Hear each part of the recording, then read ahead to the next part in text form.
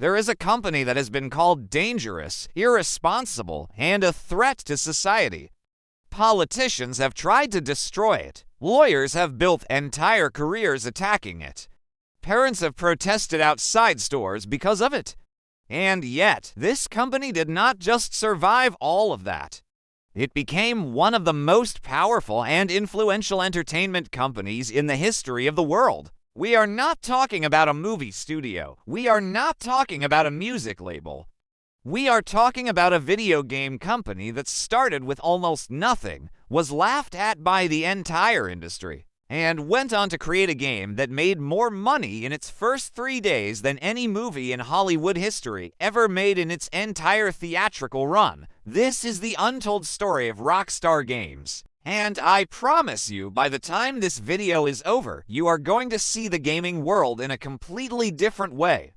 Most people think they know Rockstar Games. They think it is just the company that makes Grand Theft Auto. They think it is just a studio that likes to push buttons and cause controversy. But the real story of how this company came to exist, how close it came to dying multiple times, and how the people behind it almost lost everything they built, that story has never really been told the way it deserves to be told. So let us go all the way back to the beginning, because the beginning is where everything starts to make sense. In the early 1990s, two British brothers named Sam Houser and Dan Houser were growing up in London. They were obsessed with American culture. They loved American movies, American music, American street culture, and American stories. Sam in particular had this deep fascination with the rawness of cities like New York City and Los Angeles. He was absorbing everything from hip-hop records to crime dramas to the kind of gritty urban storytelling that Hollywood was producing in that era. He was not thinking about making video games yet. He was just a young guy who was deeply in love with a version of America that felt alive and dangerous and real. That obsession, that specific cultural hunger, is what eventually became the DNA of every game Rockstar would ever make. Sam Houser ended up working at BMG Interactive, which was the video game division of the German music giant Bertelsmann. It was there that he crossed paths with a game that was being developed by a small Scottish studio called DMA Design. That game was the original Grand Theft Auto, released in 1997. According to an in-depth profile published by The New Yorker in 2013, Sam Houser saw something in that game that almost nobody else in the industry saw at the time. The game was a top-down, chaotic, low-budget mess by most professional standards. Critics were mixed. The mainstream gaming press was not particularly impressed. But Sam Houser recognized that the freedom it offered players, the ability to just exist in a living city and do whatever you wanted, was something genuinely revolutionary. He fought internally to push that game forward. Then in 1998, everything changed. BMG Interactive was sold. The video game division was essentially shut down or restructured. But Sam Houser, his brother Dan, and a small group of colleagues, including Terry Donovan, Jamie King, and Gary Foreman, made a decision that would change entertainment forever. They took what they could salvage from the situation. They brought in backing from Take-Two Interactive, and they founded a new company. They named it Rockstar Games. The name itself was a statement of intent. They were not trying to be a traditional games studio. They were trying to be the Rolling Stones of the video game industry. According to a detailed history published by IGN and various industry retrospectives, the early days of Rockstar were genuinely chaotic. The company was underfunded, understaffed, and operating with a level of ambition that far exceeded what they had the resources to pull off. But they moved fast. They were aggressive. And they had something most studios lacked, which was a clear and specific vision of what kind of games they wanted to make. They were not chasing trends. They were not trying to copy what Nintendo or Sony first-party studios were doing. They wanted to make games that felt like the movies and music they grew up loving. They wanted games that felt adult, cinematic, dangerous, and free. Grand Theft Auto came and went in 1999 with moderate success. But it was what came next that shook the entire world. Grand Theft Auto 3, released in October of 2001 for the PlayStation 2, was not just a great game. It was a cultural earthquake. For the first time, players were dropped into a fully three-dimensional open-world city. They could steal any car they wanted. They could go anywhere. They could follow the story or completely ignore it and just exist in this breathing, living urban environment. The game sold over 14 million copies according to data from Take-Two Interactive's financial reports. It won Game of the Year awards across the board. And it fundamentally changed what people believed a video game could be. But here is the part of this story that most people do not talk about. Right at the moment of their greatest triumph, Rockstar was walking directly into the most dangerous period of its existence. The success of Grand Theft Auto 3 did not just attract fans. It attracted enemies, and those enemies were powerful. Hillary Clinton, before she became Secretary of State, was one of the most vocal politicians attacking Rockstar Games. She called Grand Theft Auto a, quote, training manual for reckless behavior. Various parent groups launched organized campaigns against retailers to stop selling Rockstar titles. Jack Thompson, a Florida attorney who would eventually be disbarred, made it his personal mission to destroy the company through lawsuits and media appearances. He appeared on television constantly, describing Rockstar's games as murder simulators. According to reporting by GameSpot and various legal news sources at the time, Thompson filed or threatened lawsuits claiming that Rockstar's games had directly inspired real-world violence in multiple cases. None of those lawsuits ultimately succeeded in court. But the pressure was relentless and exhausting. And then came what is still known in gaming history simply as the hot coffee scandal, and it nearly broke the company entirely.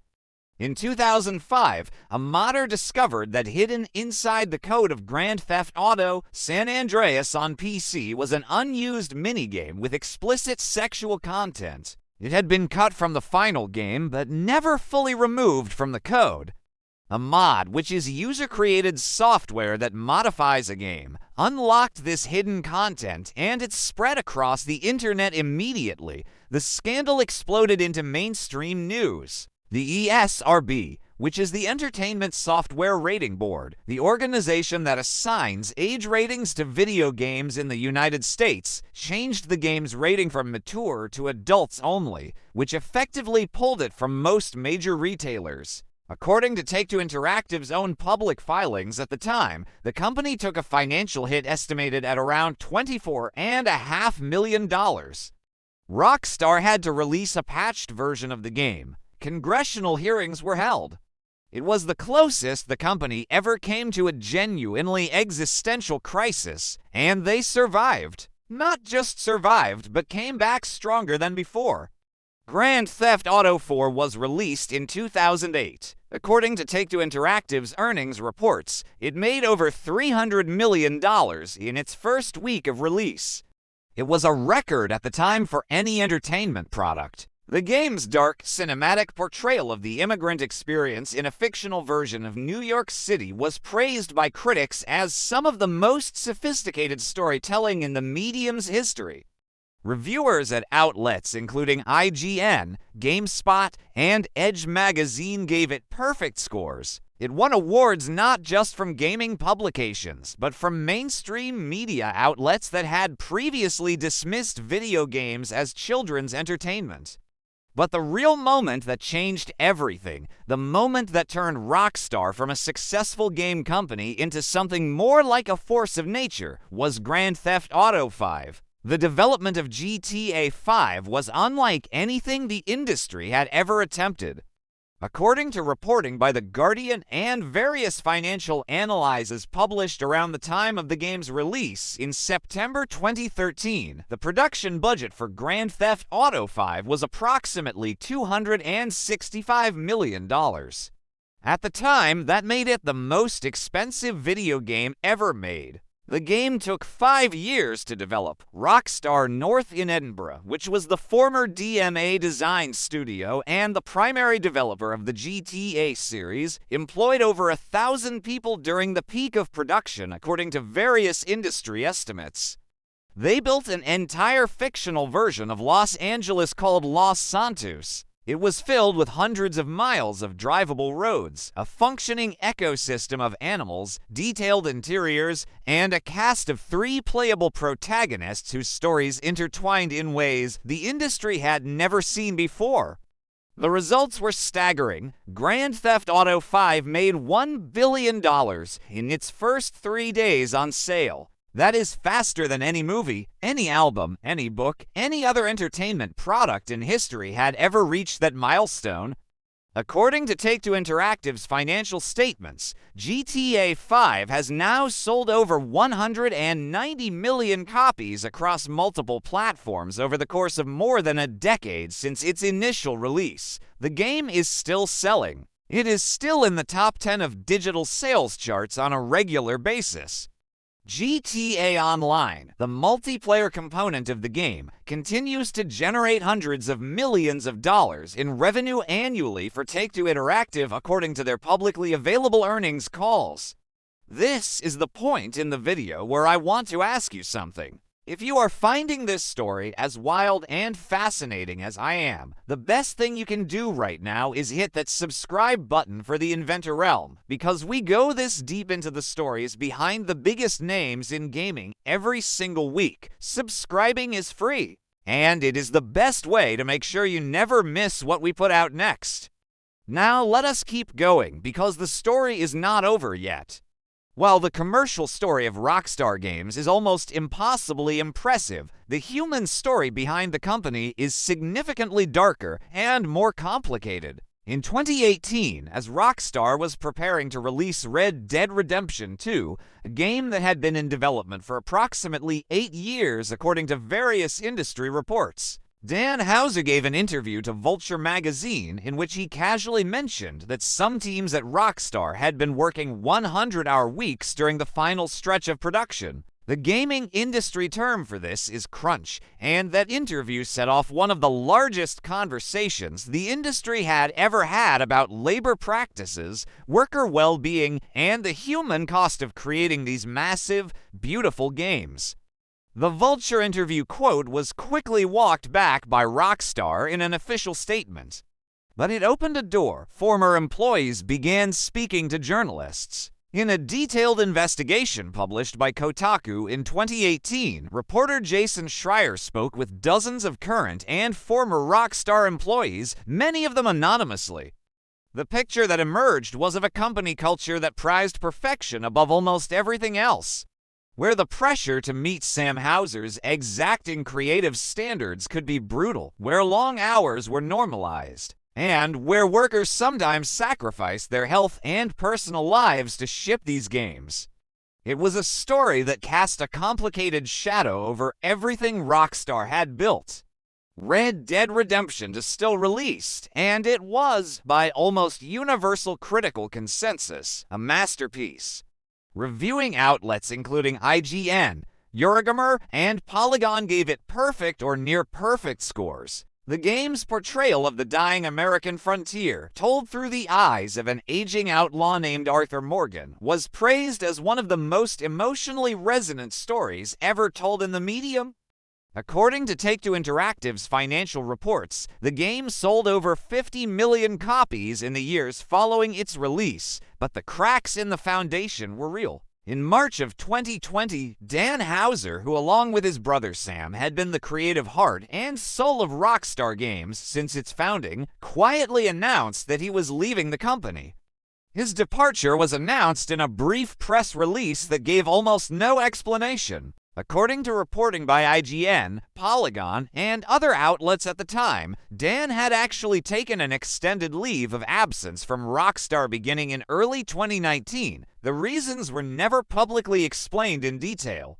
Sam Houser has remained at the company but has maintained an almost total public silence for years.